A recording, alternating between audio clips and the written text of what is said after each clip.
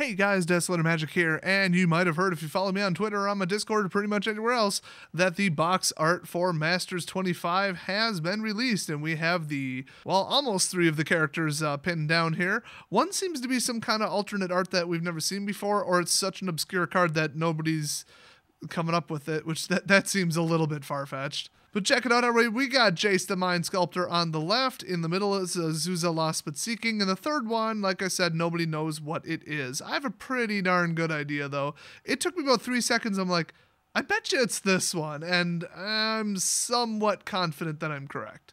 So first up, let's look at Jace. We got Jace the Mind Sculptor. Look at the top card of target player's library. You may put that card on the bottom of that player's library, thus ensuring that they literally cannot win the game. Now, this card was banned from Modern because it is just too single-handedly good. You get this out mid to late game and your opponent can't win the game. Just simple as that. I mean, his 0 is draw 3 cards and put 2 cards from your hand on top of your library in any order. I mean, at least it's not on the bottom of your library in your graveyard. -1, return target creature to its owner's hand. So if they do get something out, now they won't. And plus, you're probably drawing counter spells. And then -12, exile all cards from target player's library. Then that player shuffles his or her hand into his or her library, ensuring that they cannot win the game. So everything he does just ends the game unless they have 7 cards in hand at the time you bring them out. Then okay. And I mean, okay, you could still win. It's just you won't. Everyone hates this stupid card, and it was just printed in Eternal Masters, so it's not terrifically valuable. But then we've got Azusa, Lost But Seeking. She was printed just once in Champions of Kamigawa, so a good time to print her. I think she's a little bit above $40 depending upon where you look. She's a legendary creature, human monk, 1/2 for 3. Wow, she better be good. Oh yeah, you may play 2 additional hands on each of your turns. I'm going to take a wild guess that goes in something real specific. I mean, that is such a terrible card. It is so useless. Even if you built a landfall deck, how are you going to get the lands into your hand? They have to be in your hand. You could, take advantage of this, once? I mean, this has got to be some kind of weird, loop combo thing. I have no idea what she's in, but for $40, she's probably in something pretty damn good. I mean, even Tron, it's why would you even bother? I don't get this. Anyway, they're both huge money, so what is the third card? Well, 3 seconds after looking at it, I said, that's probably Platinum Empyrean.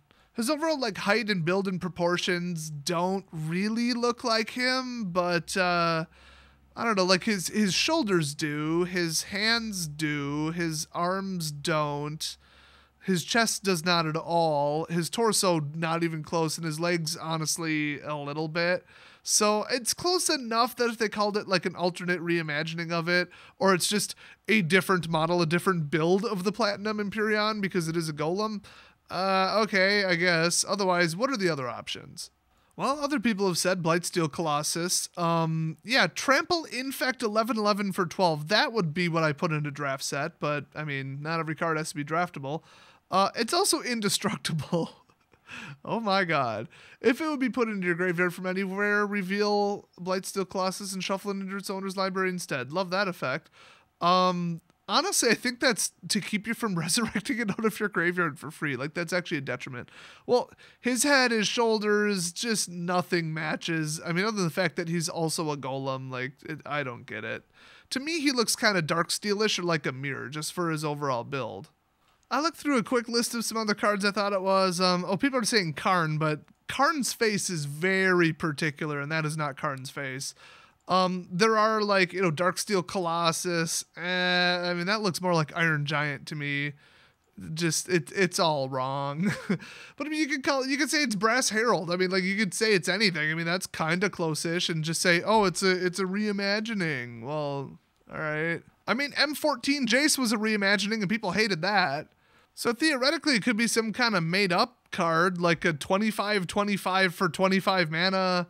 Or something, just something absurd. I kind of feel like they wouldn't do that, but I also kind of feel like they would. Speaking of stuff that I feel like they wouldn't do, but who knows, are they going to put 25 boosters in the box instead of 24?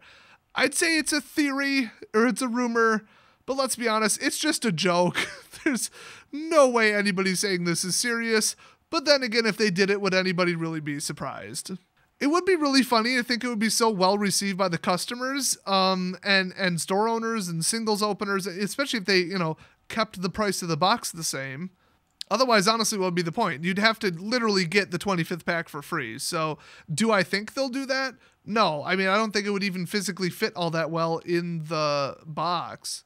So if you guys have any guesses on what you think the far right card is, leave it down in the comments section. I'm sure somebody might nail something pretty close, because the best two candidates are still very much not that. So that is definitely interesting, and they're very smart creating a mystery, because then that gets hype going and gets people talking. So I can't wait to start seeing spoilers for it. Oh, my magical psychic powers, just kidding. Say it's February 26th is when the first previews are going to start. By that, I mean we're probably going to see some ghetto cell phone pictures from some idiot that they sent the cards to that they shouldn't have, probably next week. And one more thing, you might have noticed that there's a little watermark below the text on Jace and Azusa. Apparently, all of them, or they said nearly all of the cards will have something related to the very first time it was printed in like a watermark. So that will help out your unstable cards a whole bunch. So that's actually kind of cool. I like that. They haven't done that in a little while, at least, I guess. So, yeah, watch for more spoilers soon, and I'll see you guys next video.